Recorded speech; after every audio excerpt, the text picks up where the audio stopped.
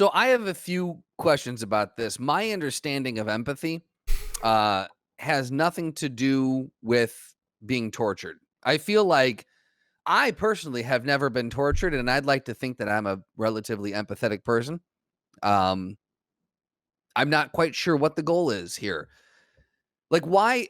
There are so many things currently that we could be spending our resources on. I can think of one very big one right off the top of my head. And I don't understand why we're pumping resources into making a child robot that you can torture. The hope is to help artificial intelligence translate empathy. I mean, that's what the video says. I mean, cool. We have that then. This is a quote from one of the lead researcher, Professor Minoru Asada. In Japan, we believe all inanimate objects have a soul. So a metal robot is no different from a human in that respect.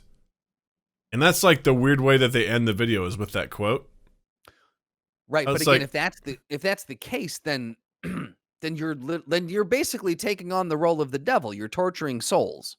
That's what I'm saying. If all inanimate objects have a soul, and if the metal robot's no different than a human, then why are we torturing it? Right. Why is it so important? Why can't I guess maybe all right, if we're trying to come up with a reason. Just like Yeah. we have James Dean acting again, right? Yep. That's because we need it. Mhm. We need this. Yeah. How else are we going to get better renderings of James Dean if we don't teach robots how to process empathy by shocking them Yeah. and making them wince? For I guess ugh. in order for the AI to have a quote unquote true understanding of what someone's going through and empathize with someone who is in pain, I suppose they're saying that it has to go through pain as well, or it has to know what what it feels. But again, at this point, you're assuming that it feels. It's just all it's doing is it's reacting based off of the programming.